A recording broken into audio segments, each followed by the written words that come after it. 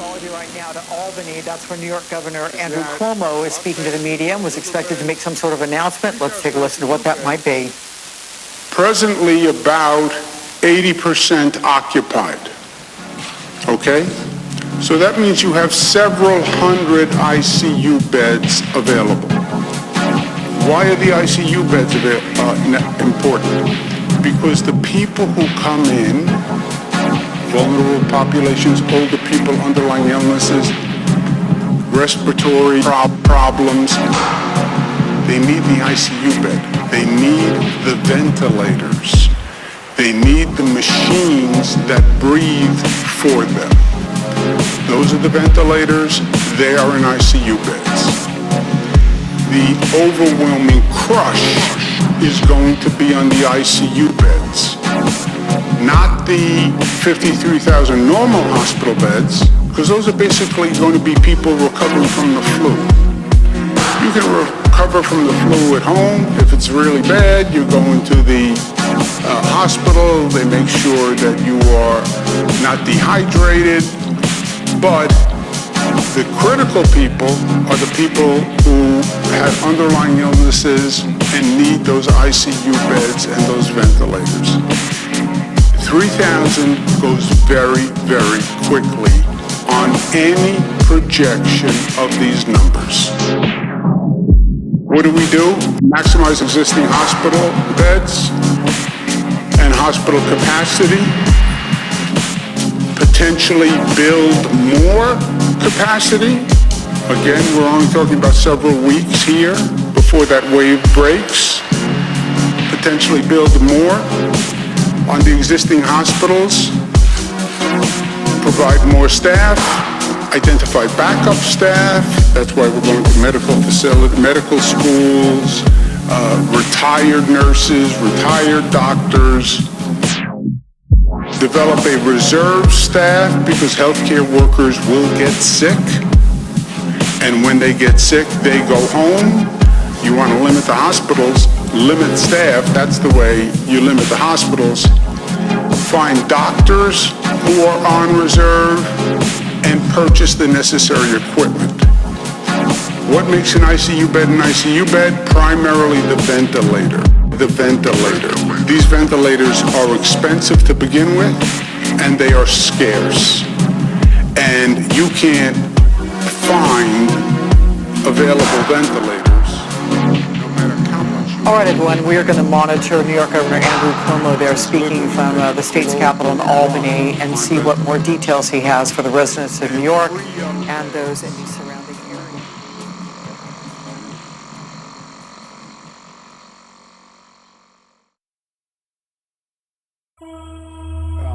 It just so happened that it started with one or two cases. There were then a number of convenings in that community that brought several hundred people together for celebrations.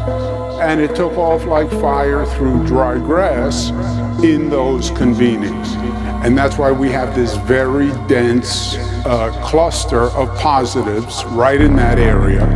And that's why no large gatherings, and let's go in and do what we have to do.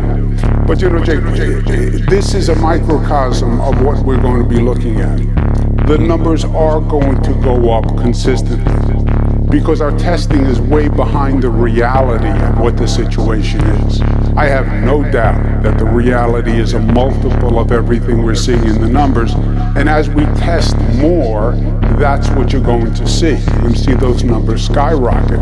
The only way this has ever been contained, what China did, what Korea did, you only have two options: quarantine or really increase the number of tests and get the positive test and then isolate. China was doing 5,000 tests, 10,000 tests per day. This country, in total, we've done about 5,000 tests. So we really have to get that testing capacity up if we're going to make a difference. When they talk about the number of test kits they sent out, that's just the swab that you take, and then you send that swab to the lab. And And sending it to the lab can be a logistical problem. And then the lab turnaround time, if they have a backlog, can be a day, 2 days, 3 days. But remember, it's not testing kits. And this is why the federal government will say we have plenty of testing kits. They have plenty of testing kits. That's the swab. They don't have the capacity to scale, to do the actual tests. And that's the issue, right? And the way this stops, and again, only 2 ways. You quarantine the area, that's China, that's Italy, or you do enough tests, a high enough volume of tests where you can run down most positives. At that in China and Korea were about 5,000 to 10,000 tests per day, Jake. The HHS secretary said we've only done 5,000 since this started. That's our issue. Right. So that's my point. Testing more people. Yeah, that's my point. If we don't have the testing going on right now, should the government and should local communities be taking more aggressive measures because we don't know how widespread it is? Yes, but the question is, what do you do? First of all, it is much more widespread than we know with these tests because it's been out there for a long time and our tests are nowhere near random sample or scale. So yes, it's out there. All you need is 9-year-old Johnny to visit his grandmother in her nursing home, give her a kiss, and you can be off to the races. That's my fear. That population in those congregate facilities, that is really what we have to watch. But what do you do? Unless you want to go to quarantine, where you have a density of cases, what do you do besides find ways to increase the testing capacity? What would this country tolerate? You know, you're not going to do what you did in China. I think it's about increasing testing capacity, and that's why I keep pushing the federal government, and I annoy the president, who will now probably send me another nasty tweet after this broadcast, but I think they have to increase the number of tests.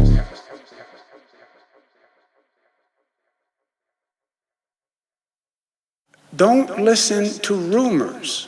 I mean, you have such wild rumors out there, and people call me with the craziest theories. I understand there's anxiety and stress, but let's remember some basic context and facts. Society functions. Everything works. There's going to be food in the grocery stores. There's no reason to buy 100 rolls of toilet paper. There really isn't. And by the way, where do you even put 100 rolls of toilet paper? The transportation system functions. The pharmacy system functions. These things are all going to work. Non-essential workers stay home, but the essential workers are staying home, especially the healthcare workers. There is not going to be any roadblock when you wake up in the morning that says you can't leave this place or you can't leave that place, right? Also, something that people aren't really talking about, but I think we should start talking about. We talk about the economic consequences of this situation, and they are going to be significant, and we are going to have to deal with it, and New York will be right on top of it and as aggressive as we are with everything else. But economic consequences come second, right? First is dealing with this crisis. And we talk about the economic consequences, but we also need to talk about the social consequences. And it's hard to gauge and it's hard to measure because there is no Dow Jones index that we can watch on the screen that is measuring the social consequences and the social decline.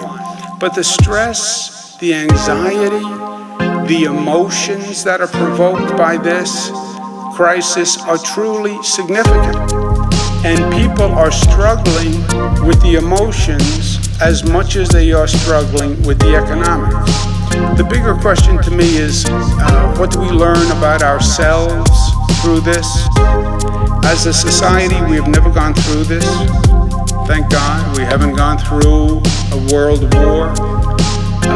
We haven't gone through any great social crisis here in New York. We went through 9/11, which I think is relevant in terms of some feelings that are now people are experiencing. 9/11 transformed society. I was there, I was part of it. You were never the same after 9/11. You had a sense of vulnerability that you never had before, which I feel to this day. There was a trauma to 9/11, but as a society, as a country, we've been blessed in that we haven't gone through something as disruptive as this. So what do we learn about ourselves? And I think what we're seeing already is a crisis really brings out the truth about ourselves, first of all, and about others. And you see people's strength and you see people's weaknesses. You see society's strengths and you see society's weaknesses. You see both the beauty and the vulnerability. You see the best in people and you see the worst in people. You see people rise to the occasion and you see people fall from the burden of the emotion. So I think you take a step back. First, there are people who are doing extraordinary work, who deserve our thanks. And when you see a healthcare worker on the way to work, when you see a grocer who's been working a double shift, trying to deal with the demand in these stores, when you see a pharmacist who's overwhelmed with the long lines, when you see a police officer, firefighter, who they're out there doing their job, they're opening doors, they don't know who's on the other side of the door, they're walking up to car windows. These are just extraordinary heroes. Heroes. Ask yourself, would you do that? I mean, what kind of selflessness and courage? You talk about public service. What does public service mean? This is public service. This is public service in stereo and on steroids. These are people really stepping up. When you see them say, thank you. The bus drivers, the subway drivers, the public transit workers. These are people who are showing up, they're leaving their family, they are just as nervous as you are. They deserve our thanks. And I think understanding what they do in some ways gives us a perspective on how beautiful people can be and how courageous people can be and how great Americans can be. My last point is practice humanity. We don't talk about practicing humanity. But now, if ever there's a time to practice humanity, the time is now. The time is now to show some kindness, show some compassion to people, show some gentility, even as a New Yorker. Yeah, we can be tough. Yes, this is a dense environment. It can be a difficult environment. It can also be the most supportive, courageous community that you have ever seen. And this is a time for a little gentility. It's a time for a smile when you're walking past someone. It's a time for a nod. It's a time to say hello. It's a time for patience. And don't let the little things get you annoyed. That's New York at its best. That was New York after 9/11. We have a problem. Yes, we will deal with it. Yes, we will overcome it. But let's find our better selves in doing it. And let New York lead the way in finding their better selves and demonstrating their better selves. That's the New York destiny, and that's the New York legacy. And that's why I'm proud to be a New Yorker. That's why I'm proud to be the governor of this great state.